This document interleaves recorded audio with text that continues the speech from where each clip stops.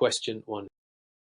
From the perspective of aligning HR strategy with business goals, is Castillo, the global HR director of a multinational firm, is tasked with integrating HR practices across Latin America, Asia, and Europe. The company is rapidly scaling in Asia-Pacific due to digital transformation projects, while Europe is undergoing restructuring due to regulatory changes. Latin America is in a stabilization phase after recent mergers. Each region demands different HR deliverables. What should Isa Castillo prioritize to ensure strategic alignment across these diverse regions? A. Develop standardized global HR policies and apply them uniformly across all markets regardless of maturity stage.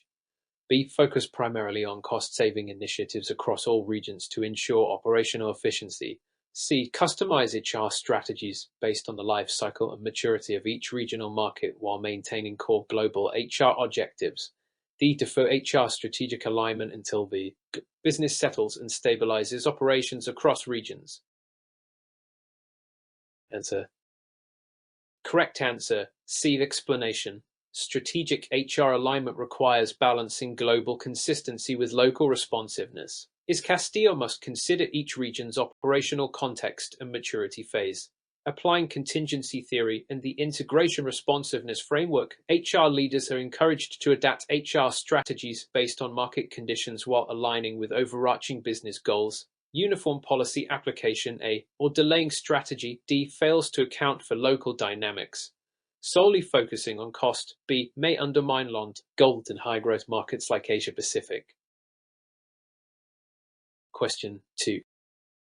The general consensus is that a high level of employee engagement correlates with improved organizational performance. Which of the following best describes a strategic approach to measuring and enhancing global employee engagement? A. Conducting annual anonymous surveys and offering bonuses based on individual performance scores. B. Implementing localized employee wellness programs without evaluating cultural differences. C. Using ongoing pulse surveys combined with qualitative feedback across cultural clusters and integrating results into leadership development. D. Replacing formal feedback mechanisms with open forums and suggestion boxes globally. Answer. Correct answer. C. Explanation. The strategic measurement of engagement involves continuous listening, pulse surveys, and adapting to cultural contexts, as suggested by Hofstede's Cultural Dimensions and EHR Lowell Engagement Best Practices. This method aligns with evidence-based HR and drives data-informed action. One-off surveys A, or passive tools D, lack strategic depth. Localized programs B, are ineffective without cold evaluation. Question 3. Demonstrated by recent talent mobility trends, Mr. Ahmed, the regional HR director for a Middle Eastern telecom company, is launching a new assessment centered to evaluate leadership potential across diverse regions. He must assess employees in Germany, Nigeria, Japan, and Brazil. What approach should Mr. Ahmed prioritize when implementing this global talent assessment program? A. Adopt a US-based leadership model and translate the materials into local languages. B. Use culturally neutral, validated assessment tools and ensure norm referencing within each country. C. Select managers subjectively based on local business leader recommendations. D. Avoid leadership assessments and instead use annual performance reviews to determine future potential. Answer. Correct answer. B. Explanation. Cultural sensitivity and local norm referencing are crucial for global assessments. DHR framework emphasizes the use of tools like SHL, Ogun, or Korn Ferry validated for cross-cultural environments. Leadership potential varies by culture and ethnocentric models. A. Or subjective methods. C. Introduce bias. Annual reviews. D. Reflect past performance, not future capability. Question 4. In light of recent developments, which of the following most accurately represents how geopolitical risks can impact global HR strategy? A. Geopolitical risks are primarily legal matters and should only concern the compliance department. B. HR should increase expatriate assignments in politically unstable regions to support local operations. C. HR must proactively adjust workforce plans, talent sourcing, and mobility strategies in response to geopolitical developments. D. Geopolitical risks have minimal impact on HR decisions and are best left C-level executives. Answer. Correct answer, C. Explanation. According to IMLO competency model and risk mitigation principles, HR must integrate PESEL analysis and risk assessments into planning. Geopolitical factors affect everything from visa availability to workforce safety and continuity. Ignoring these risks, D. Over-relying on legal teams, A. Or pushing expats into risk zones, B. Is imprudent. Question 5. When evaluating the merits of centralized versus decentralized HR structures in global organizations, which of the following best describes an effective hybrid HR structure for a multinational enterprise? A. Or HR decisions should be made at headquarters to ensure compliance and efficiency. B. Local HR teams should operate independently to reflect cultural and legal environments. C. Core HR policies and systems are centralized while operational decisions are delegated to regional teams. D. Each region should create their own HR systems and frameworks tailored to local norms. Answer. Correct answer, C. Explanation. The hybrid HR delivery model, as outlined in D. HR body of knowledge, balances standardization with localization. Centralization provides consistency in systems, e.g. HRIS, while regional autonomy ensures legal and cultural appropriateness. Pure centralization, A. Risks non-compliance, while decentralization, B. D. Risks inconsistency and inefficiency. Question 6. Given the circumstances, is Lin, global mobility manager for a consumer goods firm, is assigning a high-potential employee from the US to lead a product launch in South Korea for 18 months. What pre-departure element is most critical to ensure the assignment's success and long-term ROI? A. Providing detailed product training but no cultural orientation to avoid stereotypes. B. Arranging generous housing allowance and private schooling for dependents. C. Offering comprehensive cross-cultural training and clear performance expectations aligned with business goals. D. Letting the employee self-manage adjustment challenges to promote independence. Answer.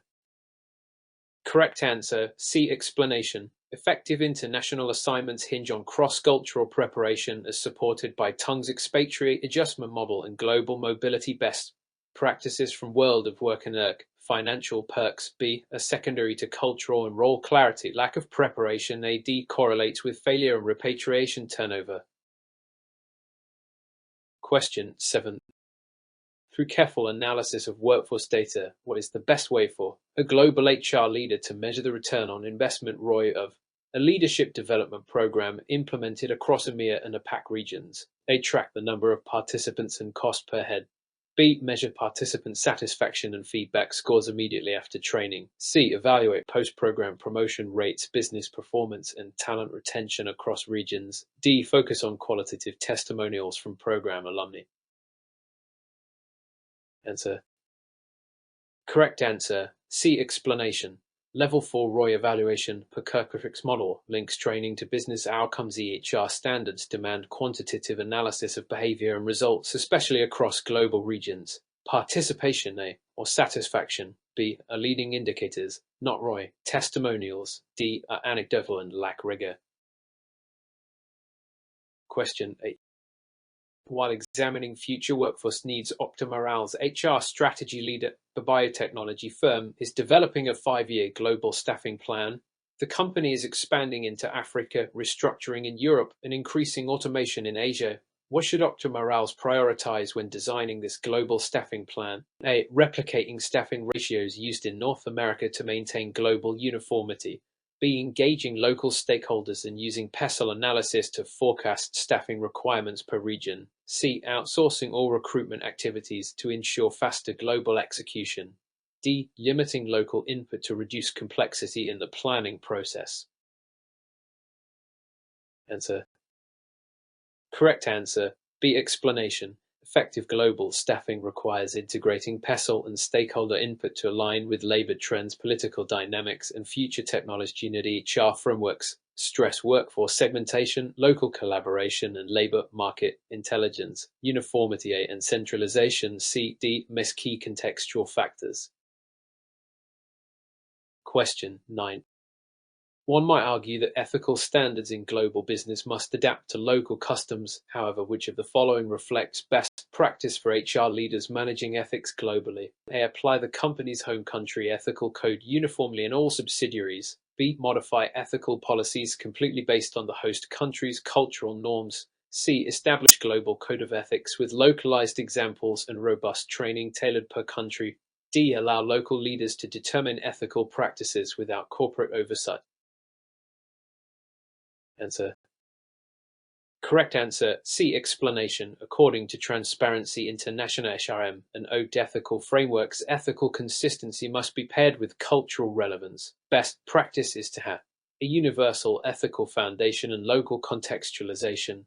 Pure uniformity A risks cultural insensitivity if full localization B.D may compromise corporate integrity. Question 10. The implications of using contract workers across multiple jurisdictions can be complex. What is the most significant risk HR faces when utilizing a non-employee workforce globally without proper classification? A. Increased travel costs due to frequent rotation of contract staff. B. Difficulty in tracking time off and leave for contractors. C. Legal liabilities due to misclassification leading to fines and back pay. D. Reduced team morale as contractors are seen as outsiders. Answer. Correct answer C. Explanation. Misclassifying employees as contractors may lead to severe penalties under local labor laws. E.g., FLSA in the US or in the UK. HR must ensure proper classification using tests like economic dependency and degree of control as required by many global labor regulators, while morale and logistics A.B.D. matter. Legal risk is paramount. Question 11. In response to increasing expatriate dissatisfaction, Mr. Jensen, Global Mobility Director at a pharmaceutical firm, reviews the assignment benefits policy for employees stationed in high-cost cities. He finds the current housing, hardship, and schooling allowances are fixed globally. Expatriates in Tokyo, London, and Lagos report financial stress, while those in Warsaw and Jakarta say their packages are excessive. What is the most appropriate step Mr. Jensen should take? A. Continue using a fixed global package for equity and simplicity. B. Replace all allowances with a lump sum relocation grant to allow flexibility. C. Benchmark benefits using cost of living data from providers like Mercer or Ering to adjust per location. D. Ask expats to fund differences independently and report issues post-assignment. Answer. Correct answer C. Explanation. Global best practice recommends using location-specific cost of living indices, e.g. Mercer Ering, to adjust allowances. Fair HR mobility policies should follow balance sheet or host-based approaches and consider economic disparity. Fixed packages A. or cost shifting to employees. D. Violate duty of care principles. Lump sums. B. Risk undercompensation and dissatisfaction. Question 12. Throughout the course of implementing a global performance management system, ISNARCO notices that rating patterns vary significantly across regions. In Japan and South Korea, ratings skew toward the middle, while in the US and India they show a wider range. What should she do to ensure the system is effective across cultures? A. Standardize training globally and require uniform calibration methods. B. Eliminate numerical ratings and rely only on written manager feedback. C. Mandate forced distribution curves regardless of cultural discomfort. D. Localize the system by allowing regions to develop unique definitions of performance. Answer. Correct answer A. Explanation. According DHR performance frameworks and cultural dimensions theory, Hofstede, different cultures interpret rating scales differently. Training managers on unconscious bias and consistent calibration aligns expectations without compromising local integrity. Forced distribution C. often backfires, and written only feedback B. lacks data for talent decisions. Full localization D. undermines comparability. Question 13. With the advent of remote digital operations, a US-based e-commerce firm led by Ista Sato is expanding via strategic alliances and joint ventures in Southeast Asia. Each partner has unique HR policies, compensation structures, and cultural expectations. Weighs Ista Sato's best course of action to ensure effective collaboration and talent integration across business models. They require all partners to adopt the company's US HR practices to ensure brand consistency. B. Let each partner manage HR independently and avoid interference. C. Develop shared HR governance frameworks and alignment workshops that respect local autonomy but promote unified goals. D. Hire only expatriates for management roles in all joint ventures. Answer. Correct answer, C. Explanation. D. HR best practices for managing joint ventures emphasize collaborative governance while respecting partner autonomy. Alignment workshops create cross-cultural understanding and unified objectives. Imposing US practices A may be perceived as ethnocentric. Hands-off B limits synergy and all expat leadership. D undermines localization and succession. Question 14. A critical examination of expatriate compensation reveals a gap in the understanding of tax equalization. What is the primary purpose of tax equalization in international assignments? A. To ensure the assignee pays lower taxes while abroad. B. To make sure the assignee pays the same taxes as a host country employee. C. To protect the employee from tax disparities and ensure neutrality compared to staying home. D. To allow the host country to collect more income tax from foreign assignees. Answer. Correct answer, C. Explanation. Tax equalization ensures the expatriate pays no more and no less tax than if they remained in their home country, maintaining neutrality. This is aligned with the HR mobility strategy and global tax compliance models. The employer typically covers excess host taxes. Options A, B, and D reflect misunderstandings of purpose. Question 15. Focusing specifically on systems integration is Ortega leads a global TRIS rollout across 5 continents. Our biggest concern is ensuring data privacy compliance in light of regional regulations EDDR in the EU. What should be her primary consideration when configuring system access and storage? A. Centralize all employee data in the US for operational efficiency. B. Allow unrestricted access to data by any HR manager globally. C. Localize data storage and access controls to comply with regional data protection laws. D. Use personal email addresses to store backup employee data securely. Answer. Correct answer, C. Explanation. Global TRIS must comply with regional regulations EDDA, EPA, Singapore, and ED, Brazil. These laws demand data minimization, localization consent, and role-based access controls. Centralizing A may breach laws. Global access B violates privacy. Using personal emails D is insecure and not compliant. Question 16. Under the assumption that global labor availability differs by country is a Karim. The global lead is hiring in Vietnam, Canada, and Poland. She notices vastly different time to fill rates and sourcing channels. What should she do to optimize recruiting outcomes across these markets? A. Use the same sourcing platform and timeline for all locations. B. Prioritize global employer branding and candidate experience while tailoring sourcing strategies by country. C. Outsource all recruiting to a single international vendor. D. Stop hiring in difficult markets and shift operations to easier ones. Answer. Correct answer, B. Explanation. Effective global recruiting requires localized strategies as suggested by HRCI global talent acquisition standards, candidate expectations, and sourcing platforms vary. Zalo in Vietnam, LinkedIn in Canada. Consistency in employer branding ensures global attraction while localization boosts pipeline efficiency. Question 17. During the process of a cross-border acquisition between a German manufacturer and a Brazilian energy firm, ISWU, the integration lead, is tasked with aligning HR policies. Union presence is strong in Germany, while Brazil's labor laws impose strict termination regulations. What should ISWU prioritize to ensure compliant and smooth transition? A. Harmonize all policies quickly by applying the acquiring company's HR standards. B. Delay any policy changes until post-acquisition integration is complete. C. Conduct legal and cultural due diligence and build transitional frameworks with local labor law considerations. D. Outsource HR functions to bypass complex regulations. Answer. Correct answer, C. Explanation. HR merger integration models emphasize legal due diligence, cultural audits, and stakeholder engagement. Labor law risks in Brazil and collective bargaining in Germany require strategic planning. Rapid harmonization or delay B can cause non-compliance. Outsourcing to avoid laws D is risky and short-sighted. Question 18.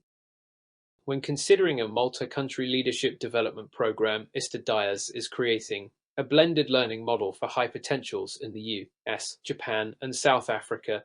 E wants to ensure learning retention and cross-cultural effectiveness. Which of the following strategies is most appropriate? A. Deliver live webinars in English across all time zones. B. Use a mix of local language e-learning, cultural simulations, and virtual coaching tailored to each region. C. Send printed training manuals by mail for consistency. D. Rotate each leader across regions for immersion without pre-training. Answer. Correct answer. B. Explanation. Adult learning theory and EHR best practices favor blended, culturally responsive models. Learning effectiveness increases with localized content, virtual coaching, and cultural fluency tools. Webinars alone, A. Or print. C. Lack interactivity. Immersion without prep. D. Risks cultural dissonance. Question 19. The foundation of a global employer brand relies on employee perception. Is Petrova, the VP of Talent Brand, is designing a campaign to attract Gen Z talent globally? What should be her top priority to ensure the brand resonates across diverse markets? A. Promote only US success stories to reinforce the parent brand. B. Emphasize compensation and perks as the key driver of branding. C. Co-create content with local employees and reflect regional values in messaging. D. Focus branding efforts solely on social media platforms. Answer. Correct answer. C. Explanation. Employer branding must be authentic, inclusive, and locally resonant. GPHR aligned strategies involve collaborative development which boosts trust and relevance. Top-down US-centric stories alienate other regions. B is just one component. Sole focus on social media. D limits channel diversity. Question 20.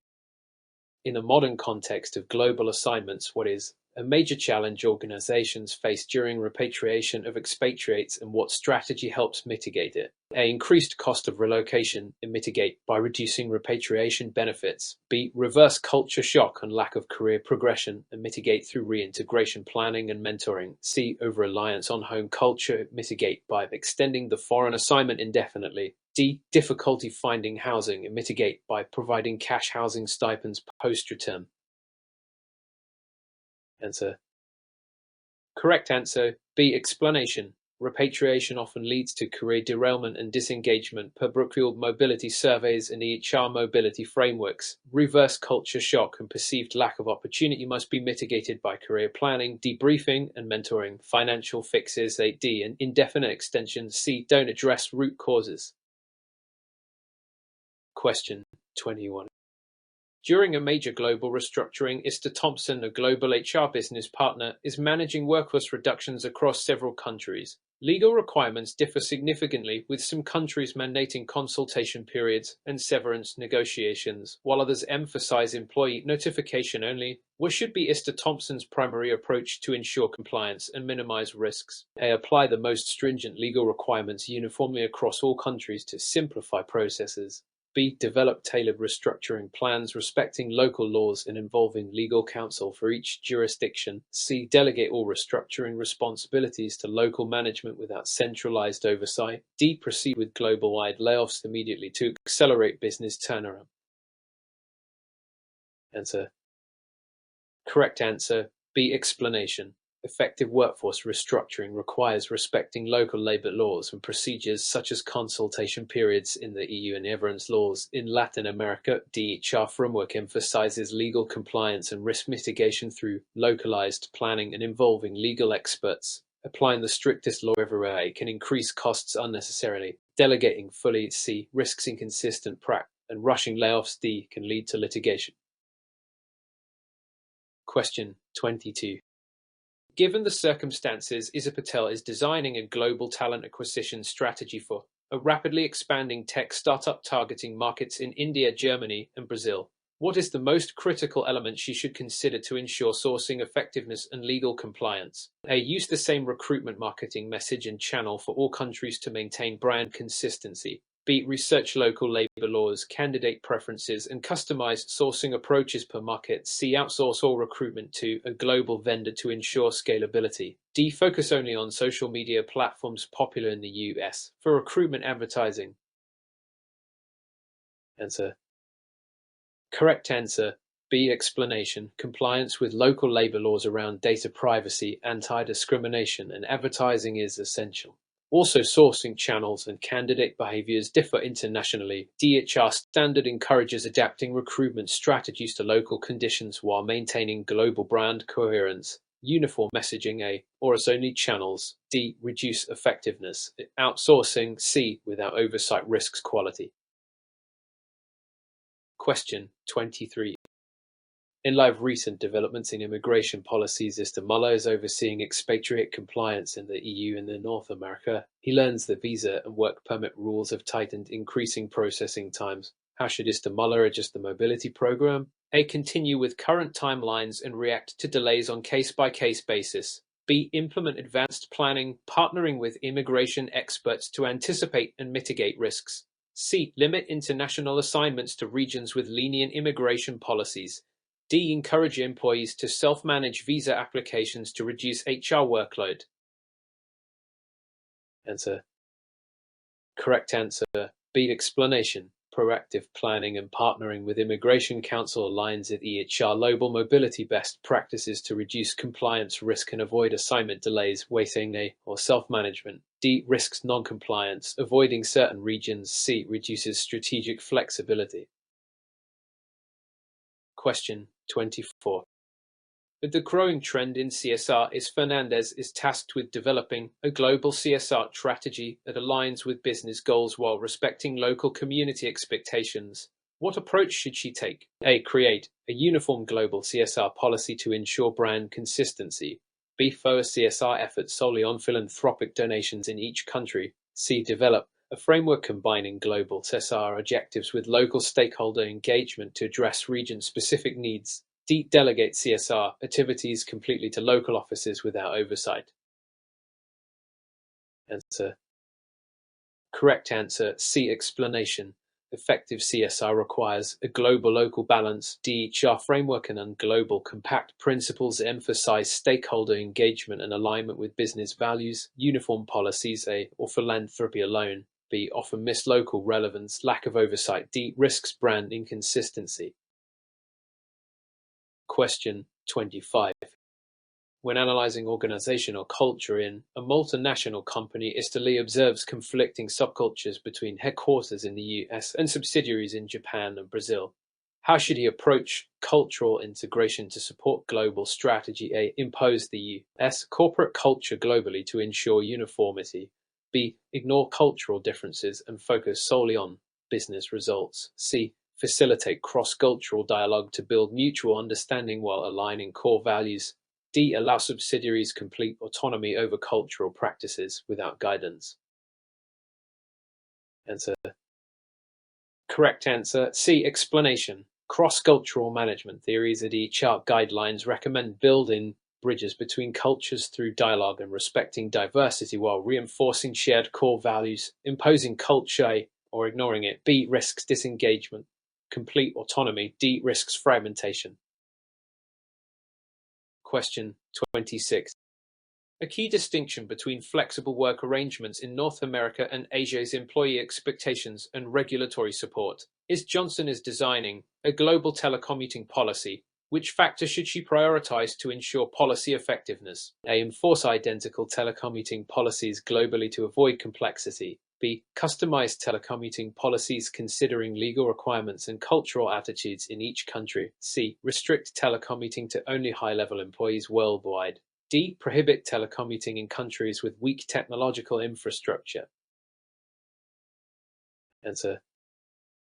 Correct answer. B. Explanation. Telecommuting policies must reflect local labor laws, e.g. working hours, data security, and cultural attitudes toward remote work, as noted in EHR flexible work frameworks. Uniform policies often fail in diverse markets. Restricting telecommuting. C.D. limits inclusivity and innovation.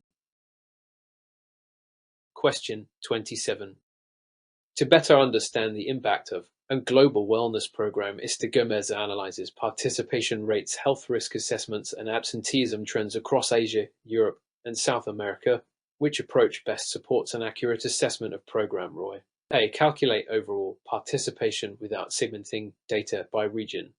B. Benchmark outcomes against regional health data and control groups to identify true program effects. C. Use only employee satisfaction surveys to measure success. D. Focus on qualitative stories from a few participants to represent impact.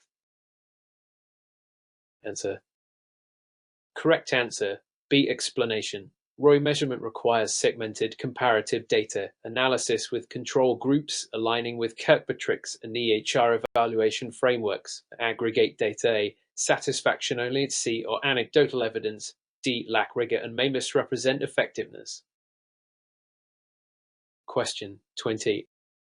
While drafting employment contracts for a new subsidiary in France, Dubois must navigate strict local labor laws. What is a critical consideration in French employment contracts that differs from many other countries? A. Contracts must be written in French and comply with national collective agreements. B. Verbal contracts are legally binding and preferred over written agreements. C. Employment contracts rarely include probation periods in France. D. Contracts can exclude mandatory social benefits to reduce costs. Answer. Correct answer. A. Explanation.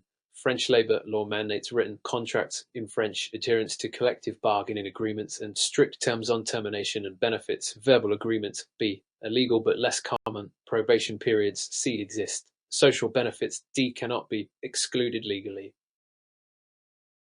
Question 29. Kim is managing HR in South Korea, where employee organizations have significant influence. What is a best practice when engaging with works councils or unions in such an environment? A. Avoid all negotiations with unions to prevent conflict. B. Engage proactively and collaboratively, recognizing the legal rights and influence of employee organizations. C. Impose company policies without consulting unions to maintain managerial control. D. Use union avoidance tactics to reduce costs. Answer. Correct answer. B. Explanation. HR labor relations principles stress collaborative approaches respecting union rights, especially in jurisdictions like South Korea with strong labor laws. Avoidance or imposition. A. C. D. Risks legal challenges and employee unrest. Question 30. The common thread among successful global LD programs is the ability to adapt learning content to different markets. Singh is launching a global compliance training. What approach should he take? A. Deliver identical training content worldwide to ensure consistency. B. Customize content to reflect local legal requirements, language, and cultural nuances. C. Focus training only on headquarters staff. D. Use only text-based modules to simplify localization.